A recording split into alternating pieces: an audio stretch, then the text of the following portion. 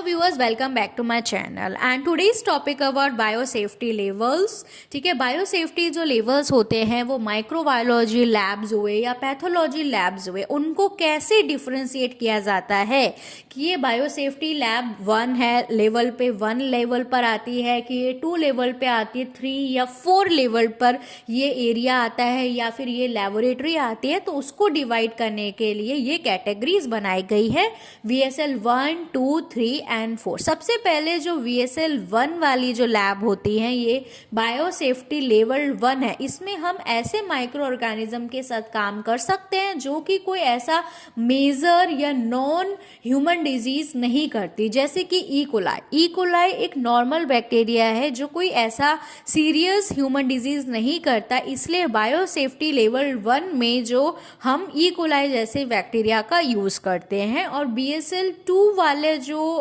Lab होती है उसके अंदर जो मॉडरेट रिस्क करते हैं, मॉडरेट रिस्क वाले बैक्टीरियाज होते हैं, उनके साथ हम यहाँ पे काम करते हैं, जैसे कि बैक्टीरिया या वायरस, जैसे इन्फ्लुएंजा वायरस हुआ, Lyme disease, Salmonella, measles, mumps. ठीक है, जिसका मेडिसिन्स है, जिसमें प्रिवेंटिव मेजर्स यूज कर सकते हैं और जिनकी कोई थेरेपी से इजीली ट्रीटमेंट हो सकता है, उसको हम BSL 2 में रखते हैं।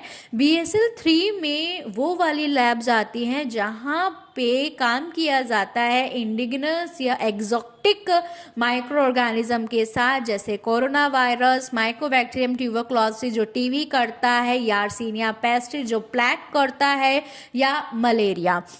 तो इन सब बैक्टीरिया, इन सब वायरस के अंदर VSL लेवल 3 वाले लैब्स में काम किया जाता है, जहाँ पे इन्फेक्शियस एरिसोल्स, जो इनके एरिसोल्स हैं, ठीक है, जो कोरोना वायरस है वो एरिसोल से स्प्रेड होता है, टीवी वायरस है वो टीवी बैक्टीरिया से होता है, माइकोबैक्टीरियम ट्यूबरक्लोसिस वो किससे स्प्रेड होता है, वो भी एरिसोल से स्प्रेड होता है। तो ये सब जो क्या है वो डेंजरस है, इन्फेक्शियस डिजीजेस है।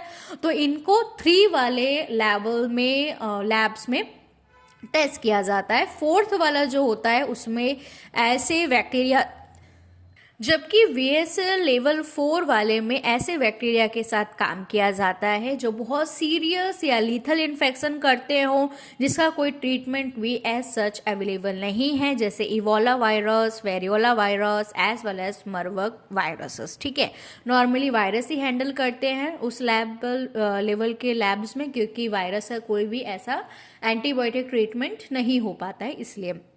अभी आप समझ गए होंगे कि VSL 1, 2, 3 एंड 4th 1 पे सबसे लोअर ग्रेड के बैक्टीरिया के साथ काम किया जाता है जो ज़्यादा ह्यूमन डिजीज नहीं करता। VSL 2 में मॉडरेट रिस्क वाले, VSL 3 में इन्फेक्टेड एरिसोल जो एरिसोल से ट्रांसमिट होते हैं और जो डिजीज भी करते हैं उसको साथ किया जाता है। और VSL लेवल 4 में जो इन्फेक्शियस होते हैं, एरिसोल से ट्रांसमिट भी करते हैं और लीथल डिजीज करते हैं with no treatment availables. Okay, अभी हम एक टेबल के साथ इसके और भी गाइडलाइंस को पढ़ने वाले हैं। ओके, जैसे मैंने आपको बताया कि जो VSL लेवल 1 होता है उसमें हम नॉन पैथोजेनिक वाले एजेंट को हैंडल करते हैं। उसका क्या फैसिलिटी होनी चाहिए, उसमें स्टैंडर्ड लेबोरेटरी होना चाहिए, कोई भी ऐसा स्पेशल इंजीनियरिंग कंट्रोल्स नहीं होता है। VSL लेवल 1 में हैंड वॉशिंग करके, proper lab coat, gloves, aseptic technique से प्रॉपर वेस्ट जो डिस्पोजल करके वो लेवल आप मेंटेन कर सकते हैं VSL लेवल 1 पे। VSL बायोसेफ्टी जो लेवल 2 होता है उसमें आप एजेंट कौन सा होता है, माइल्ड या मॉडरेट डिजीज करने वाला, जैसे कि सैल्मोनेला। इसमें प्रॉपर हैंड वॉश के सिंक्स होने चाहिए, बायोसेफ्टी कैबिनेट्स होने चाहिए, जो LF आपने देखा है जिसके अंदर काम किया जाता है वो इसमें होने चाहिए। और इसमें आपको इन्हेंस, जो आपके पास पर्सनल प्रोटेक्टिव इक्विपमेंट है उसको थोड़ा इन्हेंस करके आपके पास फेस प्रोटेक्शन भी होना चाहिए, क्योंकि ये एरिसोल से भी ट्रांसमिट हो रहे हैं। प्रॉपर ट्रेनिंग होनी चाहिए और रिस्ट्रिक्ट लैब एक्सेस होना चाहिए, ऑटोक्लेविंग वेस्ट ऑटोक्लेव होना चाहिए वेस्ट को मैनेजमेंट करने के लिए, और डिकंटामिनेशन का प्रोसीजर होना चाहिए। अब जो VSL लेवल 3 है या 4 है, उसमें इंडिजिनस एक्सोटिक एजेंट के साथ जो सीरियस या लाइफ थ्रेटिंग डिजीज करते हैं, तो इसका जो एक्सेस है वो कंट्रोल होना चाहिए। ठीक है, एक्सेस कंट्रोल का होने का मतलब है कि लिमिटेड या ऑथोराइज पर्सन ही अंदर जा सकता है, प्रॉपर वेंटिलेशन होना चाहिए और प्रॉपर जो विंडोज और डोर हैं वो प्रॉपरली सील होने चाहिए। इसकी सेफ्टी में फुल PPE होना चाहिए, रेस्पिरेटर के साथ हैपा फिल्टर्स लगे होने चाहिए। बायो सेफ्टी कैबिनेट्स में डीकंटामिनेशन का प्रॉपर प्रोटोकॉल होना चाहिए, इमरजेंसी प्रोसीजर के लिए प्रॉपर गाइडलाइन होने चाहिए, एंट्री बहुत रिस्ट्रिक्ट होने चाहिए। ऐसा नहीं कोई भी केमिस्ट्री का या कोई भी डिपार्टमेंट का आके अंदर चला जाए माइक्रोबायोलॉजी लैब में, ऐसा नहीं होना चाहिए। Dedicated laboratory attires and protocols होने चाहिए और प्रॉपर वही पर्सन उसको हैंडल करना चाहिए जिसके पास प्रॉपर उसका क्वालिफिकेशन हो, प्रॉपर ट्रेनिंग हो, प्रॉपर डेडिकेटेड पर्सन ही आपका BSL लेवल 3 में, 2 में या 4 में, इवन 1 में वो काम कर सकता है।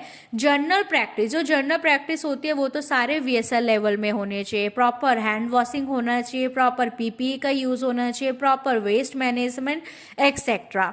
कंटेमिनेट इक्विपमेंट, जो इक्विपमेंट्स हैं वो प्रॉपरली VSL 2, 3 और 4 में होना चाहिए। बायो सेफ्टी कैबिनेट LF होना चाहिए 2, 3, 4 में। प्रॉपर ऑटोक्लेव होना चाहिए, प्रॉपर वेंटिलेशन का सिस्टम होना चाहिए। ठीक है, BSc हम जो बायो सेफ्टी कैबिनेट्स होते हैं LF यूज़ करते हैं ताकि जो एरिसोल्स निकले हमारे काम करने के प्रोसीजर के टाइम्स में उसका प्रॉपर डिस्पोजल वहाँ पे हो सके, इसके लिए यूज़ किया जाता है। ठीक है, ट्रेनिंग और एजुकेशन तो सारे VSL लेवल पे होना ही चाहिए, कंटिन्यू ट्रेनिंग होना चाहिए। जो पर्सन वहाँ काम कर रहे हैं उनकी प्रॉपर ट्रेनिंग होनी चाहिए कि आपको कैसे माइक्रो ऑर्गेनिज्म को हैंडल करना है। प्रॉपर ड्रिल, एमरजेंसी रिस्पॉन्स पे उसके ड्रिलिंग की ट्रेनिंग होना चाहिए और अपडेट कर होना चाहिए कि कैसे आप बेस्ट प्रैक्टिस कर सकते हैं। प्रॉपर असाइनमेंट भी उनके होने चाहिए। एमरजेंसी प्रिपरेशन जो वो भी सारे VSL में ही होना चाहिए। सेफ्टी सावर होना चाहिए, किसी के आई में कुछ चला गया तो आई वॉशर स्टेशन होना चाहिए, कुछ गिर गया तो स्पिल किट होनी चाहिए। ओके, वेस्ट मैनेजमेंट तो सारे VSL में होना चाहिए। प्रॉपर एक एरिया होना चाहिए, प्रॉपर डिस्पोजल का एरिया, ऑटोक्लेविंग फैसिलिटीज 2, 3 और 4 में होनी ही चाहिए। प्रॉपर सेग्रीगेशन होना चाहिए कि आपको इन्फेक्शियस किस में डालना है, नॉर्मल किस में डालना है। एक्सेस कंट्रोल 2, 3, 4 में होना ही चाहिए। 2, 3 में तो रिस्ट्रिक्ट मतलब सिर्फ जो पर्सन टेस्ट परफॉर्म कर रहा है या फिर उस एरिया में जाने वाला है उसका प्रॉपर क्या होना चाहिए, प्रॉपर डेडिकेटेड पर्सन जाना चाहिए। उसका साइन इन साइन आउट, कब वो गया कब वो बाहर आया, उसका प्रॉपर प्रोटोकॉल्स होना चाहिए, लॉग बुक्स होना चाहिए। ठीक है, प्रॉपर लॉक डोर की कंडीशन होना चाहिए। ऐसा नहीं कि कोई भी उस एरिया में जा सके, ऐसा नहीं होना चाहिए। प्रॉपर उसका एक्सेस होना चाहिए। फैसिलिटी जो मेंटेनेंस है वो तो सारे VSL में होना चाहिए कि हीटिंग, वेंटिलेशन और एयर कंडीशनर जो सिस्टम है उसका रूटीन मेंटेनेंस होना चाहिए। प्रॉपर क्लीनिंग शेड्यूल होना चाहिए लैब्स का। डीकंटामिनेशन प्रोसीजर भी सारे लैब्स में होना चाहिए। प्रॉपरली डिसइंफेक्टेंट का यूज़ होना चाहिए। कोई भी स्पिल हो जाता है, कुछ भी गिर जाता है तो उसका प्रॉपर डीकंटामिनेशन होना चाहिए। इन्वायरमेंटल मॉनिटरिंग, आपको पता है माइक्रोबायोलॉजी लैब्स में फार्मा कंपनी में इन्वायरमेंटल मॉनिटरिंग होती है, सरफेस मॉनिटरिंग होती है। 3 और 4 वाले BSL में तो ये होनी ही चाहिए। रेगुलरली ड्यूरेशन के अकॉर्डिंग आपका BSL 3 या VSL 4 में 1 वीक में या आफ्टर शिफ्ट या 15 डेज में एक बार पूरे एयर को मॉनिटर करना चाहिए, पूरे सरफेस की मॉनिटरिंग होनी चाहिए। पर्सनल हाइजीन तो सारी ही BSL लैब्स में होनी ही चाहिए। Hand washing, after handling specimens, proper disposal, PPE, ये सब होना चाहिए। डॉक्यूमेंटेशंस और रिकॉर्ड कीपिंग तो सारी लैब्स में रिक्वायर्ड है। Laboratory information system, proper manual log होना चाहिए कि क्या स्पेसिमेंस के साथ आज आपने क्या किया, काम क्या किया, ग्रोथ क्या है, इंक्यूबेटर का टेम्परेचर क्या है, रेफ्रिजरेटर का टेम्परेचर क्या है, बायोसेफ्टी कैबिनेट की क्लीनिंग हुई कि नहीं हुई, जिस एरिया में आप काम कर रहे हो, इनोकुलेशन एरिया वहाँ पे प्रॉपर डिसइंफेक्शंस के साथ उसकी क्लीनिंग हुई कि नहीं हुई, आपने प्रॉपर LF को 30 मिनट्स तक ऑन किया था, UV लाइट की नहीं की, तो उसका प्रॉपर आपकी रिकॉर्डिंग होनी चाहिए। हेल्थ सर्वेलेंस 2, 3, 4 में होना ही चाहिए, क्योंकि आप 2 में मॉडरेट रिस्क वाले माइक्रो ऑर्गेनिज्म के साथ काम कर रहे हो, VSL लेवल 3 में आप serious disease causing micro organism के साथ काम कर रहे हो, और L में तो आप ऐसे के साथ काम कर रहे हो जिसका कोई ट्रीटमेंट नहीं है। तो कंटिन्यूस एक regular health checkup after 2-3 month या आफ्टर पर मंथ या आफ्टर 6 मंथ या एनुअली चेकअप होना चाहिए कि अगर आपको टीवी हो गया, आप हैंडल कर रहे हो, आपने अच्छे से हैंडल नहीं किया, आपको कोरोना हो गया, आपको इन्फ्लुएंजा हो गया, आपको वेरुला कुछ भी हो गया, तो टाइम रहते हम उसको डिटेक्ट कर पाए। तो ये ओवरऑल BSL के बारे में था 1, 2, 3, 4, जिसमें मैंने आपको बहुत सारी चीज़ें जो हैं वो कवर करा दी हैं। तो अब आपको पता चल गया होगा कि आप किस लैब में काम करते हो और उसमें क्या क्या प्रोटोकॉल्स होने चाहिए। Okay, thank you.